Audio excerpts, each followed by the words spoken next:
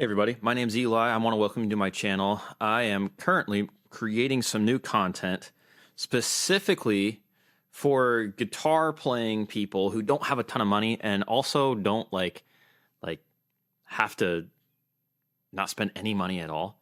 And so what I've noticed a lot of times is like there's a ton of like high-end gear and then there's a ton of low-end gear, and like what is the kind of stuff that really fits your playing style.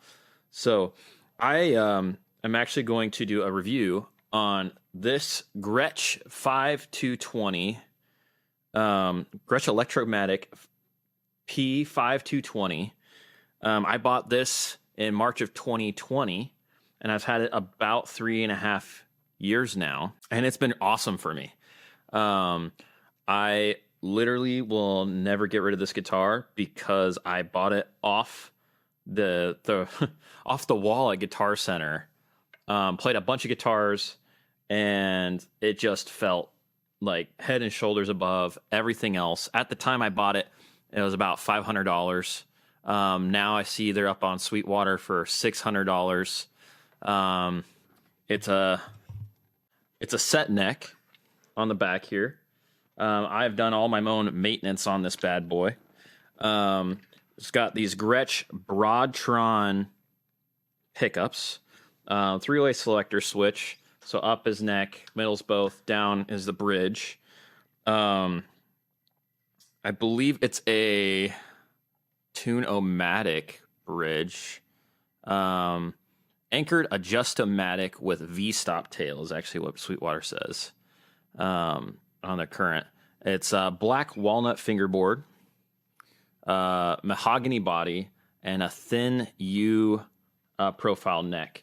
And I'm going to put some other shots of the guitar up, and just so you can see how beautiful this guitar is. I've actually, like, every time I bring this thing to church, somebody says, "Oh, that guitar looks awesome." I've had it for 3 years. It keeps tune decently well. The tuners on it, I have not had the feeling of having to replace them. The nut on it has also been good to me. So this is stock after 3 years. I have not changed a thing on it. I have noticed in my bridge tone some crackling after 3 years.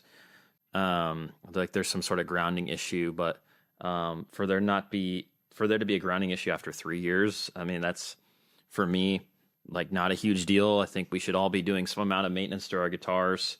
And I have not done as much maintenance as I should to this guitar, but I have done most of the maintenance myself with the setups, changing strings, all that kind of thing, cleaning the fingerboard. So one of the things, and I'll show in some tones later, and why I actually don't use this for every single use. I primarily use this as a praise and worship guitar. So if you're looking for a great praise and worship guitar, it's got a chambered body, great sustain, does a great job for those like worship tones, but it does not do high gain distortion very well in my experience. The pickups just muddy up quite a bit. Even at like, you start getting like a little bit of like that mid to high gain, like it, even at mid gains, sometimes it'll get muddy. It can depend a little bit on your amp and things like that, but I have not gotten great sounds out of this when I try to do more like classic rock or metal or anything like that. This guitar will not do that. So for those of you who are thinking about an all-in-one guitar, this is a great guitar if you like to play jazz, if you like to play praise and worship, you like to play some low mid gain like rock. But as soon as you start trying to get into some more high gain stuff, it's going to leave you feeling more, and that is actually why I ended up getting a Schecter C1 Platinum a few months ago to scratch that high gain itch.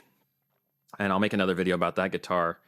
Without further ado, I'm going to cut away, and we're going to do some close-up looks at the guitar and some playing.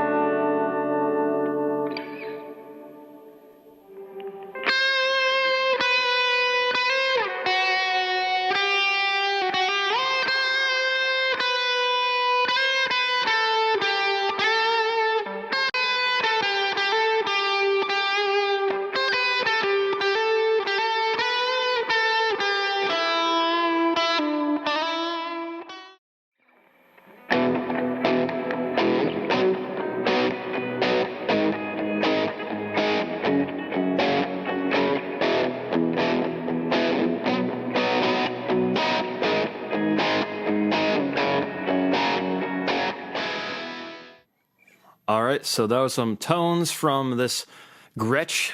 It's Electromatic kind of jet setup. This one is in a metallic jade gray, I believe is what it's called. And I guess, is this the guitar for you? I would say if you're somebody who really likes to get some ambient tones, doesn't want to worry about the feedback that a hollow body or a semi-hollow body would give you, this is a great guitar. I've been using this again for praise and worship. This is a great jazz type guitar. I love this thing. Is it worth your $600? Like I said, I bought this for closer to $500 3 years ago. And so since then, everything's gone up. I would buy this guitar for like $1,000. It's legitimately that well built. To me, like you look at this thing, the binding is amazing. I have not had any problem with fret sprout. I have not had any problems with the tuners, or I haven't had any problems with the tuners or with the nut. I did an initial setup on it myself, and this thing has been a workhorse.